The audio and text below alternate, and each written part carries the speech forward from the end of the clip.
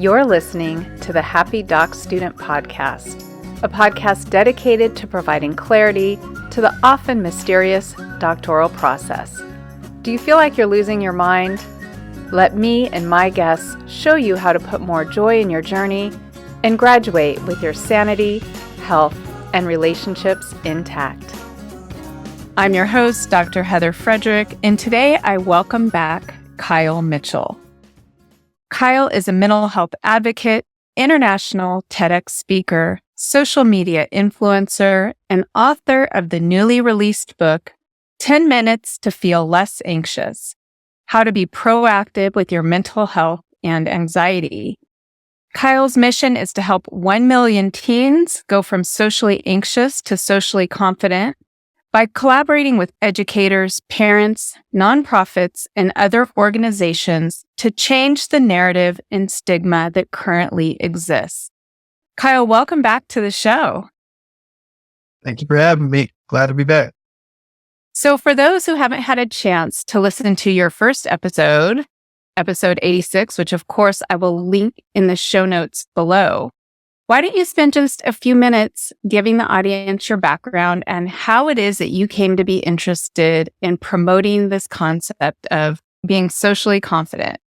Sure. So, I grew up with social anxiety myself. So that's how I kind of got into doing this.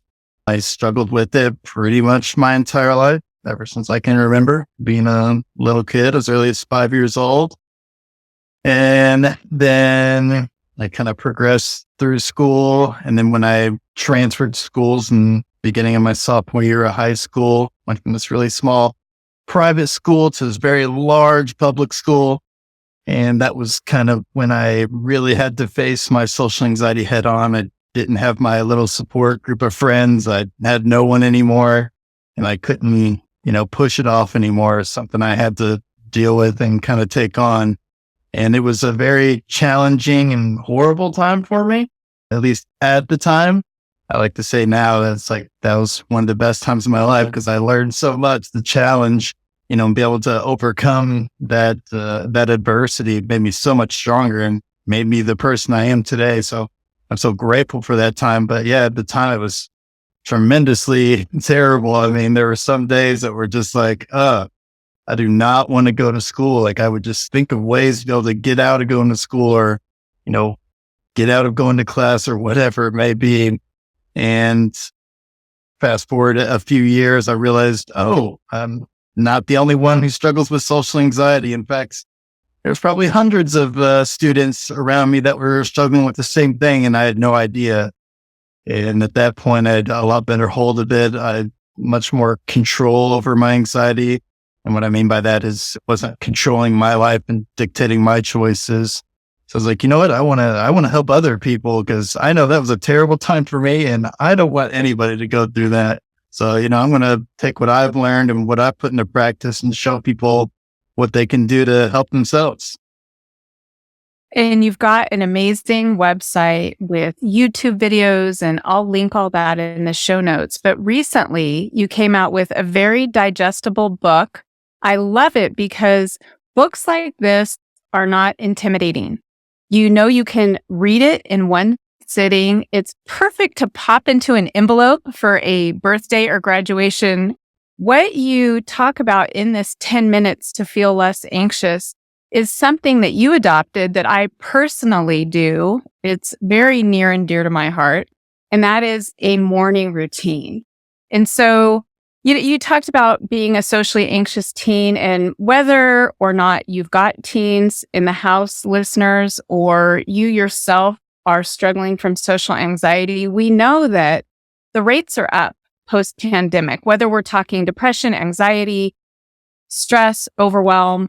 People are, in general, struggling.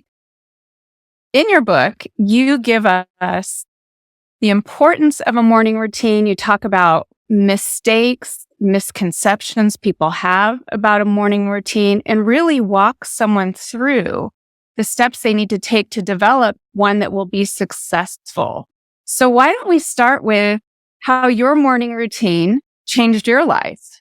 Yeah. So I started doing the morning routine before I really started doing the stuff that I do with social anxiety. And that's kind of like what it led me into doing this stuff in a way. When I graduated college, I was, super hyped. I was like, yeah, I got a bachelor's degree, finally about to start be able to make some money and provide for my family. So at that time, I had my second child on the way. Yeah, I was kind of an early bird with that. But so I was pretty hyped about that. And then I had such a hard time getting a job. I mean, I could not get anything. In fact, when I graduated college with a bachelor's in marketing and management, my first job was an internship, part time, making pretty much close to what you'd make, working at a fast food joint. So it was really degrading to me. I was like, oh, I can't believe I spent so much time trying to, accomplish something and be able to help my family. And now I can't even provide for them. And I felt so bad about myself. I even had the thought to just like, I'm going to go join the Marines because my brother was in the Marines at the time. I thought about seriously doing it, thinking that maybe this will help me get back on track. Thankfully, I did not do that. It would have been a terrible reason to go, join the military. So I started putting into practice some different things. And that's when I really started the morning routine. I didn't even think of it as a morning routine at the time. It was more of just like, I'm going to start waking up earlier and earlier in little increments of time and just start putting in work. And what I mean by that is like start learning. It's just at first it started with just, I want to learn as much stuff as possible. I want to get better at what I'm doing. And so that was a lot of my morning routine at first. And then I started to implement some meditation and started doing gratitude journal. And I started to really feel a lot better. I'd feel a lot more confident about myself, and my day is not just ridden with anxiety and depression and just feeling bad about myself. And that's when I became hooked on. I was like, oh, this is awesome. I love this so much. And so that's when it became like a game to me. And it's like, how can I make this better? How can I optimize it even more for myself? So I just started reading up and learning about all these different things that people do. I would test things out, see if it works. If it didn't, okay. If it did, okay, I'm adding that on.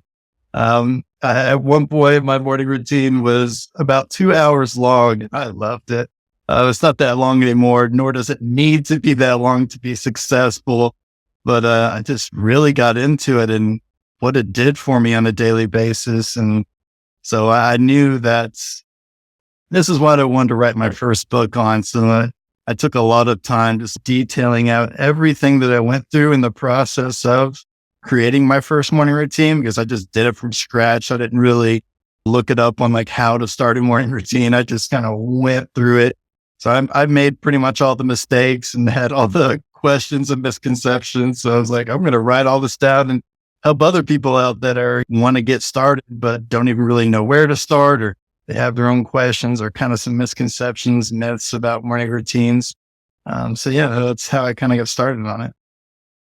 Well, if I reflect back to the time in my life before I had a morning routine, every day started out already with a sense of overwhelm. Before you even get to the bathroom to brush your teeth, you're thinking about all the things you have to do, all the things that aren't going to get done. Already your day feels compressed and overwhelming. And I started adopting a morning routine, and I fell into one of the traps that you talk about, which is trying to do too many things at once. So I was wondering if you could touch on that. Yeah, I fell into this as well. So yeah, I think it's pretty common, especially when you hear about morning routines on podcasts or whatever. And you're like, all right, I want to start one. I'm going to start meditating for 10 minutes and I'm going to do a gratitude journal. I might throw in an ice bath and then I'm going to, work out right after that. The problem with that is you're going from no routine or not really, or yeah, everybody has a routine, but you go from this like no routine of where you just wake up, go brush your teeth or scroll on your phone like most people, to trying to do this really complex one that's honestly a lot of work to just go from zero to that much. And it's hard to stay consistent with it. So it's hard to stay consistent with doing 4 things every morning if that's where you're starting at. But it's a lot easier to stay consistent of saying, okay, I'm just going to write in my journal for 5 minutes when I wake up, and then I'm going to start my day. I can stay consistent with that, and then I can build on it after a while. But let's get myself comfortable with that. Let's do that for a month or two, whatever it may be. And then, okay, this is working really well for me. I'm going to add in this now. I'm going to add in a different practice. Okay, I do that for a little bit. Now I'm going to add in something else. But just building up slowly is so important, because I think I mentioned it in the book probably 50 times that consistency is key when it comes to your morning routine. It's not something you can do once a week or once a month, or and I don't want to confuse consistency with, perfection either. It doesn't mean you can't miss a day, because I definitely miss days. Today I missed a day. I did not do my morning routine today. So it's all about just staying consistent and doing the best that you can, but not trying to go for perfection. Also not trying to start with doing 1,000 things in the morning. Just start small.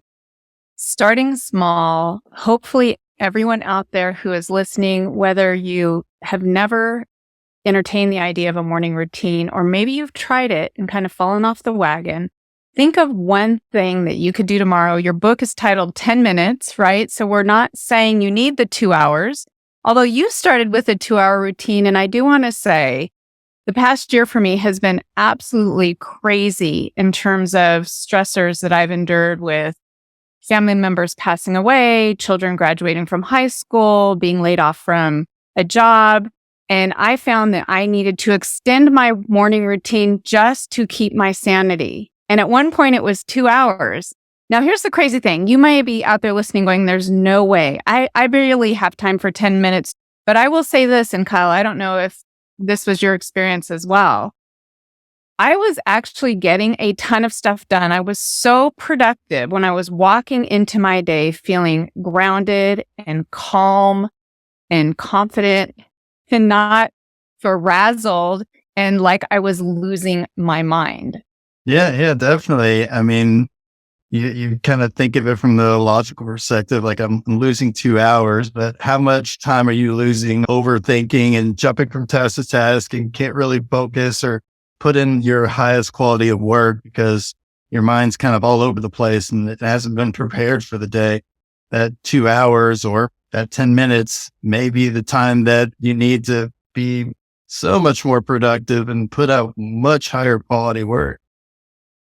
You talk in your book about missing days and how to handle that. You actually shared, and I thought this was a great idea. You may have your standard morning routine, and then you have your plan B for when you're on vacation or your kids are sick or life throws you a curveball. Yeah, I came up with this because I went on 2 or 3 vacations in a row, 2 or 3 years in a row, or when I would go on vacation and I couldn't stick to my normal routine because that's when I was doing like the 2-hour ones. And it just wasn't working for vacation. It was, totally different. And then I would come back and it would take me so long to get back on the wagon. It was ridiculous. And so I was like, I need to come up with something where this doesn't like throw me off every time that I take a vacation in the summer. And so that's when I came up with the idea of like, okay, my morning routine doesn't have to be ridiculously long. Let's just do something really small, something that I can handle on vacation, and then I started to use it for like other things too. Like anytime where things are just a little bit different, kids are sick. Of course, that happens to me quite a bit. It's nights where I'm staying up till 3 a.m. because I got a kid that's sick, and then I'm feeling bad about myself because I can't do the routine the next day. And so I'll have just like a kind of a plan B morning routine where it's like, okay, I'm just going to meditate for 5 minutes and go about my day. Or maybe I'm just going to meditate and do gratitude and then I'll go about my day. That's been super helpful for me because that way I'm not just completely stopping and then trying to get back on, the next day or a couple weeks later, whatever. It's a much easier transition to like get back on without having to completely stop my morning routine for a while. And Kyle, that was one of the nuggets that I gleaned from your book. One of the things I love about this podcast is every guest gives me a new insight or a new way of viewing things. And I'm kind of an all or nothing kind of gal. And so there were days where I would just skip my routine. Just practically can't happen. And you're right. I would feel bad about myself. I would attribute my mistakes, being short with people. It's because I didn't do my morning routine. I read your book and I thought, I just need a short one. I just need something that's 3 to 5 minutes that no matter where I am, I can do. And I can check that box and say I did my morning routine and reap the benefits, because even a few minutes of centering yourself and calming yourself absolutely impacts, it's like a domino effect, your entire day. Yeah, yeah, definitely. Yeah, just having that few minutes, which now I'm battling with the fact that I didn't do my morning routine or plan B this morning. But like I said, can't be perfect. But yeah, definitely having that plan B for times where it's just like, oh, I wasn't able to get up when I wanted to, or something crazy happens. Just being able to have that and go to it. And then those times where you completely miss it, bringing in self-compassion. Yeah, absolutely. So yeah, I totally missed my morning routine this morning, and usually working out's part of my morning routine. So I was particularly felt bad about that, because I was like, oh, I want to get back in the gym. I was kind of mad at myself that I didn't. So I worked for a little bit, and then I was like, okay, I'm at a good stopping point. I'm gonna go for a midday, go to the gym at like noon, which I don't think I've ever gone to the gym in the middle of the day, but it was nice. It's like nobody there. So I got my workout in for like 30 minutes. And I remember afterwards, it was just like pouring down rain. I just like walked to my car. I was like, I feel so good. I am so glad that I went to the gym. Like, just, even though it's pouring rain, I'm soaking wet. I feel so good right now. So sometimes maybe a little bit of creativity, being a little nimble and agile with the things that you're doing to ground yourself. What are some of the tips you would give to someone who's just starting? They're like, all right, I'm listening to you guys. That's it. Tomorrow I'm going to wake up. What would you say to them? Well, I think the biggest thing is something that we've already talked about, which is start small with it. Have a plan and know what you're gonna do in the morning. But yeah, definitely start small with it. Also, I would say, if you're like, okay, what should I start with? What's the best practice? I'm not sure there's a solid answer for that, but I would say you can't go wrong with starting with meditation. I know meditation isn't for everybody, or I think a lot of people have their own versions of meditation, but I think that's a good one to start with, because especially if you have struggled with any sort of anxiety, the impact it has on anxiety is just wild. Go look at the studies. They've done brain scans of people who meditate and people who don't meditate, and what that does to their anxiety, to the different parts of their brain. That's a very interesting read. But yeah, when I read that, I was like, oh, meditation, I'm doing it. Let's go. And then I would also say, because I think one of the biggest things that people say is like, well, I don't have time in the morning. Well, I mean, you do. You're just not making time for it. It's like, well, wake up a little bit earlier. It's like, well, I go to bed too late. It's like, go to bed a little bit earlier. Like, go to bed 10 minutes earlier, and then wake up 10 minutes earlier. That's literally what I did for a long time. I would go to bed 15 minutes earlier, wake up 15 minutes earlier, and do that for a couple of weeks. Then I'd shifted another 15, shifted another 15.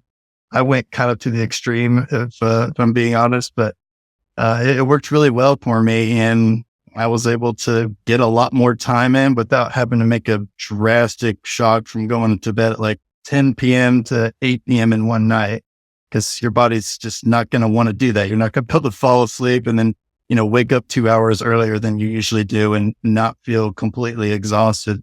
So I think just making those small little shifts was very helpful for me. So small little shifts, maybe going to bed a little early if you need to capitalize. Again, we're just talking 10 minutes here. Exploring meditation. We do have some audience members, that's not going to sound appealing to them. I'm curious, Kyle, how do you feel about guided meditations? Oh, that's my favorite. I mean, that's the only way I do it. I'm not a guru by any means. I don't even try to do it without the guide. Could I? Probably, but I just enjoy the guided meditation so much better. I like somebody kind of guiding me through the process, working me through the different muscles of my body, or telling me, how long to exhale, that type of thing. I just enjoy it, and hearing the sounds, all that stuff. I definitely think that's the best way to at least start. And then if you want to go to unguided, go for it.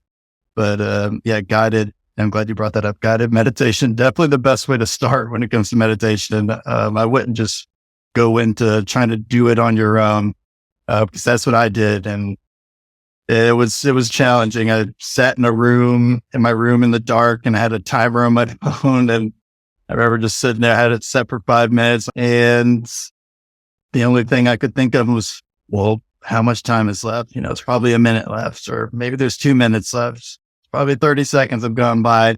It was really the only thing that was in my mind the whole time. So it was not very great meditation. It was very challenging, but yeah, having that guide kind of just guide your mind into what you should be doing, what you should be focusing on was very helpful. Also important to note that meditation is not about eliminating your thoughts. It's more like, I don't remember who gave this analogy, but I always like to reference it. It's like watching the clouds in the sky just kind of pass through. I also am a big fan of guided meditation because I find that I'm less distracted by my own thoughts if I can turn my attention to someone else talking. Do you have any favorite either apps or where do you find your guided meditations? Yeah, so I used Headspace for a while. I subscribed to that probably for a few years. I think that's a really good one if you're just starting out. I think it's because it does like little videos, and they give you really good visualizations of what you're doing in this meditation, what it's kind of about. I think it's the best way to learn the ropes, so to speak, when it comes to meditation. Now I use Insight Timer, where it's just people can kind of upload their own meditations, I guess. And so there's a bunch of creators on there. So that's what I use. But I've also used stuff like Calm, and yeah, just Google meditation on your phone. But Insight Timer is a really good one. It's free. The one that I use that's also free is SoundCloud. And it sounds like it might be similar to Insight Timer where people upload content and you can search how long do you want? What topic do you want? So lots of free, if you want bells and whistles. There's also a lot of paid apps. So maybe ask around in your network who's got something that they like. My kids are not into meditation, much to my chagrin. No matter what I try in terms of guided, short, they're not interested. So I'm wondering if you would share maybe the gratitude journal. This is something that they do get into. And so for the listeners out there that are like, you lost me at meditation, but they're interested in starting their day tomorrow with something simple that can change the trajectory of how things unfold for them. What do you suggest? The gratitude journal's great. 'Cause like you said, it's simple. It doesn't take a lot of time. I mean, maybe 5 minutes or less. There's lots of ways to do it, I guess. A lot of people just write down what they're grateful for. And I'll give credit to my friend Jeremy Green, who taught me a little bit, I don't want to say advanced, but a little bit different way to do it. I think is a lot better and a lot more effective. Because he told me to start writing down 5 things that I'm grateful for in the past 24 hours. It's only relevant to the past 24 hours. So I couldn't say things like my kids, my house, my wife, but yeah, I'm grateful for those things, but it doesn't have that same kind of impact on it because it's just one of those things that we're all just kind of so used to that it's just kind of common. So it's kind of easy to blow off our minds. It's just like, yeah, I know I have that to be grateful for, but this is nothing's going right for me right now.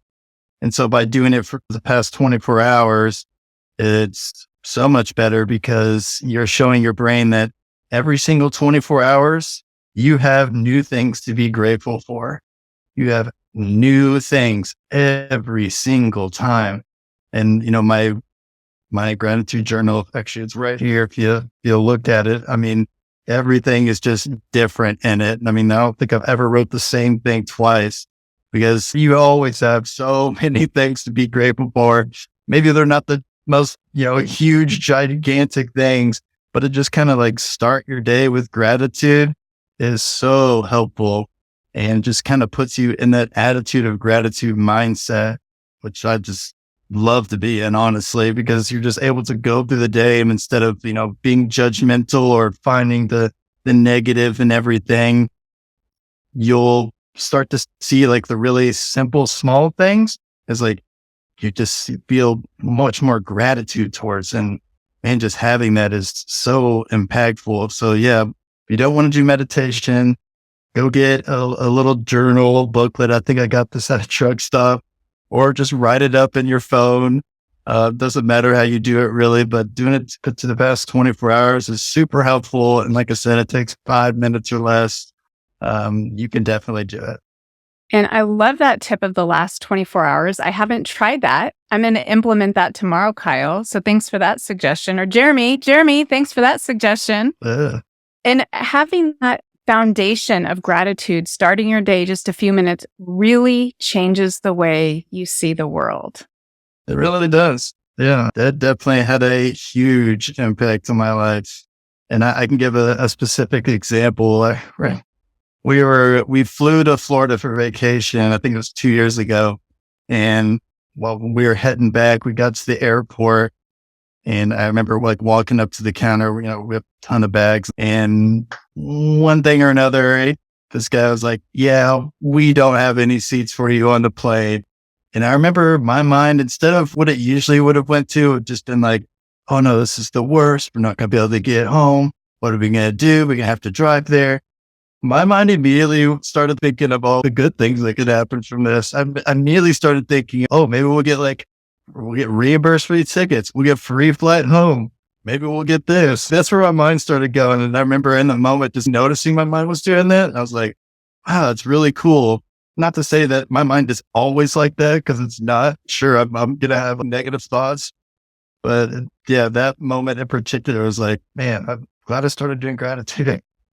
It's a practice that helps retrain your brain, right? Yeah. So we're human. We're not perfect. We're going to have those uncomfortable emotions, but when it's against a backdrop of having a morning routine, however short or however long, your day will allow, again, it will change the way you experience life. So I'm encouraging everyone, give this a shot. I'll have the link to your book and to your website in the show notes below. But Kyle, before we sign off, I'm wondering if you have a favorite quote or maybe some final words of wisdom you want to leave with the audience.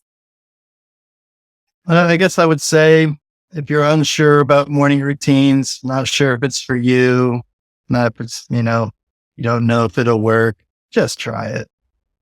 Just try it. Just go out and try it and see what happens. The worst thing is that you woke up 5-10 minutes earlier, but that's the worst thing that could happen. The best thing is it could have a tremendous impact on your mind, how you feel on a day-to-day basis, and how you impact others and the world around you. So it could be huge for you and you don't even realize it. So definitely go try it.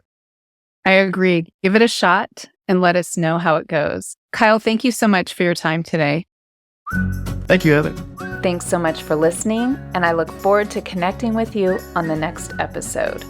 Until then, if you're looking for more ways to invite joy in your journey, check out the free resources at expandyourhappy.com. You'll find downloads like an article I wrote titled The Doctoral Journey, 12 Things You Need to Know That They Probably Won't Tell You. You'll also find a PDF that organizes all podcasts by the 7 steps detailed in the Happy Doc Student Handbook, which you can also find on the website. Finally, if you're looking for Happy Doc student swag, I've got that too.